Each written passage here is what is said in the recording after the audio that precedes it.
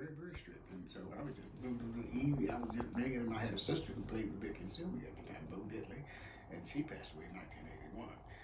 That's where I kind of got a lot of my stuff from. Then I had a brother Dan that lived here as well.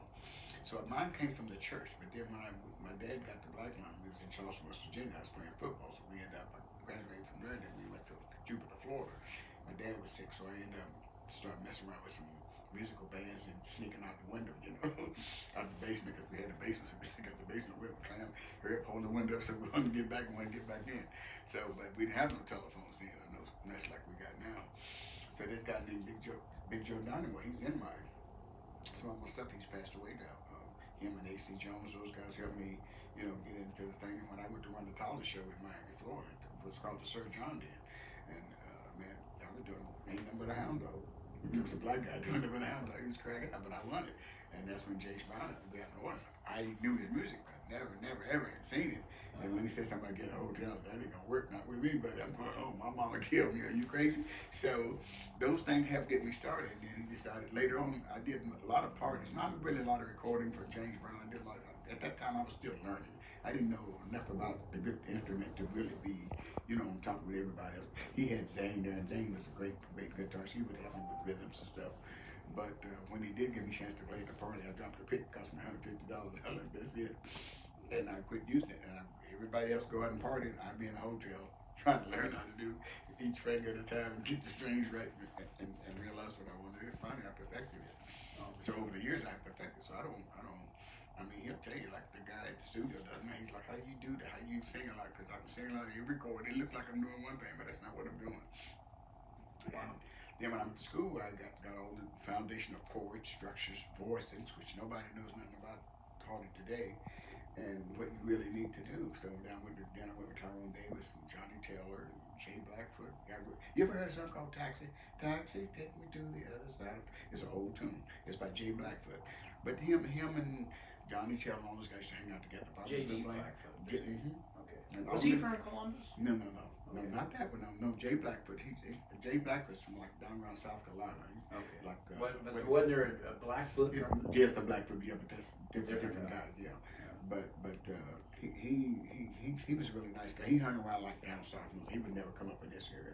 He might come to New York once in a while. When we was at the Poly, you might see him once in a while. But like all those guys, I mean, they were such an influence. When I met Johnny Guitar Watson, that was my next greatest influence. He was an amazing keyboard player and guitar player. And so he taught me a lot about chords and voices and how to ring songs, how to sit down, how to deal with people, the knowledge that you need to know. Because they didn't have time to tell you everything. That's why I had to go to school. Somebody said, I want to make the seventh, the flat, I got to give it to me. You didn't have time to charge. So that's how I got hooked up to do that thing with Michael Jackson, because I knew how to play Man in the Mirror. I knew, God, Michael said, you don't need no charge. So I played with Switch for like 2 years. All the guys was from Steubenville. They used to have the group called the Stereos. You remember the Stereos group? They were from Steubenville. They was a big group then. So the drummer Stan, and Rick, and those three went out with us, and then we got a horn section out of Akron. So we used to practice in Akron all the time. And Jermaine was a nice guy. He just could get the grip, the foothold. But Jermaine is the one that's like that, not Michael. Everybody got it backwards. But I could care less about that. He was good. He just couldn't get the good foothold. He couldn't get the good grip like Michael did. So if you had to put together the Shorty All-Star Band, who would be in the band? If they were living? Dead or alive? Roy Clark, Ken Campbell, Johnny Guitar Watson. Those guys are players. Another guy with Bobby Blue Bland, who was another great guitarist. I followed those guys around. They helped me out and learn a lot. So, guitarist is a very technical instrument. Contrary to people's popular belief, everybody picks it up think they can play it. That's not. It's just so much more to it than that. And to be able to get to that point, you have to keep an open mind. I keep an open mind now. So I pick up stuff from everybody. But what I didn't do, I didn't turn myself to James Brown. I didn't turn myself to anyone. But I used all those parts that I learned, and I made it myself. Now you'd have Paul Quinn as your drummer, right? Not far Paul records, especially. I kept putting sticks down. Sorry, Paul. Yeah. No, I get on him all the time anyway. I'm trying to train him how to be an MC here pretty soon. You're one of the most interesting guys I've ever talked to, Shorty. Huh? You're a great storyteller. I'm serious though. I mean, No, I know you are. I did so much that it doesn't make me feel bigger than anybody. I like people, but I love people. But I don't know, music has been my therapy for me all my life. That's how I've kept going. I mean, I've been into martial art class. I did all that stuff all my life, but I didn't take martial arts for fighting. I took it for mental stuff.